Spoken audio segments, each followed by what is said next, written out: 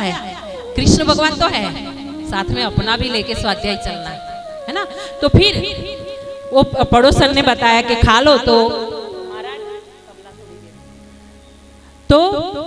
धुंधली बताई हमको गर्भ रहेगा तो हमारा शरीर खराब हो जाएगा, पेट बढ़ जाएगा, और पेट बढ़ जाएगा तो कहीं किसी दिन मानो कि इतना बड़ा घर है, कहीं आग लग गई तो भागते में तकलीफ हो जाएगी। गर्भिणी स्त्री जो जिसके पेट में गर्भ हो और पूरे महीने हो, भाग नहीं पाएगी, तो हम तो जल के मर जाएंगे यहाँ पे।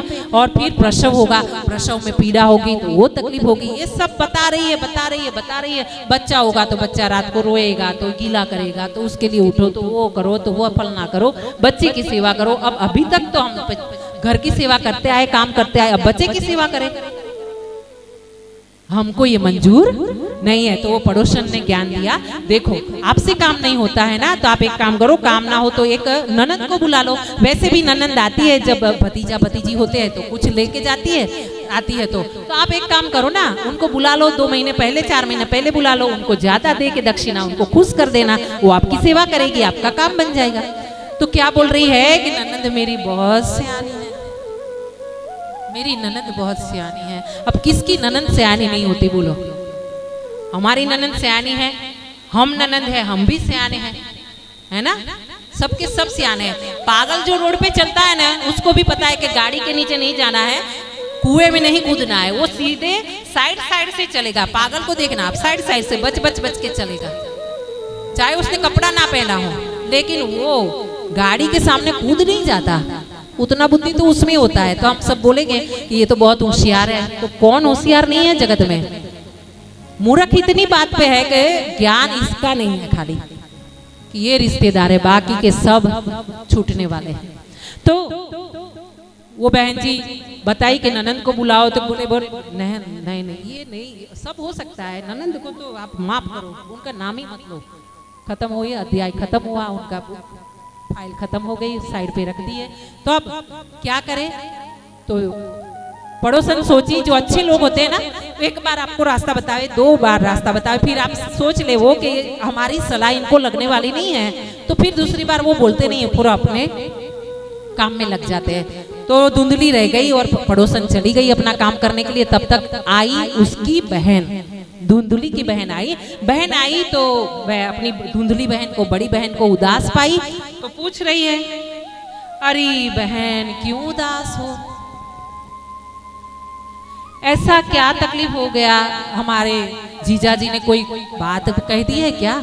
कोई तकलीफ हुई है क्या? धन से, घर से, सब जगह से आप तो महान हो, धनवान हो, फिर तकलीफ क्या हुई है? बताओ आप, आपकी उदासी का कारण क्या है ना।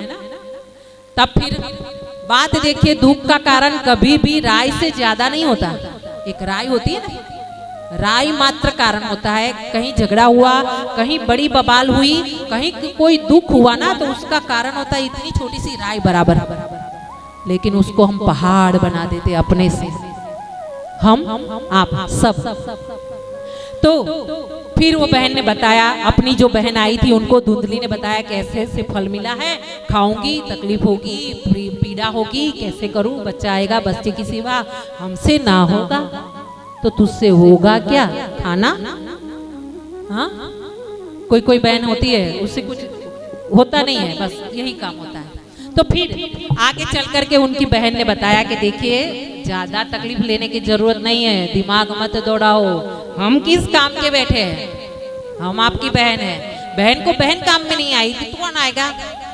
हाँ, रास्ता बताते हैं, हमको गर्भ है, जब हमको बेटा होगा, बच्चा होगा, हम आपको दे देंगे। तब तक आप गर्भिणी होने का नाटक करो अपने पति से कुछ भी कर लो, लेकिन नाटक मत करो, झूठ मत बोलो। गलती हो गई स्वीकार कर लो, और पति को भी गलती हो गई, पत्नी से स्वीकार करो। आखिर आप दोनों तो हो जिसको जीना है साथ में, आप दोनों तो हो कि जिनको मरने का साथ में वायदा किया था। सब हजारों आदमी के साथ में उनको पकड़ के, हाथ पकड़ के आए थे आप, वो पकड़ के लेके आए थे आपको, तो फिर झूठ किस बात का?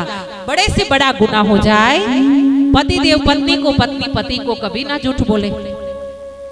ज्यादा से ज्यादा एक दिन रूठेंगे, एक दिन रोएंगे, पत्नी होगी तो शायद 50-60 हजार 1 लाख 2 लाख का हार लेके मन जाएगी, पति देव होंगे तो थोड़ा उनका सेवा से मान जाएंगे, है ना, ज्यादा से ज्यादा क्या होगा। लेकिन सत्य बोलिए, बड़ी से बड़ी बात पत्नी से मत छुपाइए। एक भजन में आता है कि चाहे पत्नी कितनी प्यारी हो उसे राज बताना ना चाहिए। गुणी लोगों ने गाया है, उनको वंदन है, लेकिन हम बोलते हैं जिसने आपके पांव से पांव दबाया, जिसने आपकी तकलीफ में साथ दिया, जिसने आपके वंश को चलाया, कुछ भी तकलीफ में आपका साथ नहीं छोड़ा, हाँ, वो इंसान से आप अपनी तकलीफ क्यों छुपाए, झूठ क्यों छुपाए, झूठ क्यों बोले। आगे बढ़ते हुए धुंधली नाटक करने लगी कि हम गर्भवती है। आत्मदेव वैसे भी भोले थे बेचारे, पतिदेव भोले ही रहते, भाई सब ऐसे ही रहते। भाइयों को बोल दो कि 50 रुपए की सब्जी आई थी तो उनको लगता है हाँ 50 रुपए का ही आलू आया होगा, उनको ज्यादा पता नहीं होता है क्योंकि उनको और भी बहुत काम होते हैं। इसलिए फिर आगे बढ़कर के धुंधली की बहन ने बताया कि देखिए हमें बेटा हो गया है, बेटा लेकर के आई, धुंधली को दिया। उस समय जो फल था वो फल धुंधली ने अपने पतिदेव आत्मदेव से छुपा करके जो आंगन में गाय थी उसको खिला दिया। आत्मदेव इतने भाग्य के मजबूर थे कि उनके घर में जो पेड़ लगते थे उनको फल नहीं आता था, उनके घर पे जो गैया बंधी थी वो माँ को भी बछड़े नहीं होते थे। और वो सब किस कारण, खाली धुंधली के कारण। आत्मदेव तो ज्ञानी थे, गुणी थे,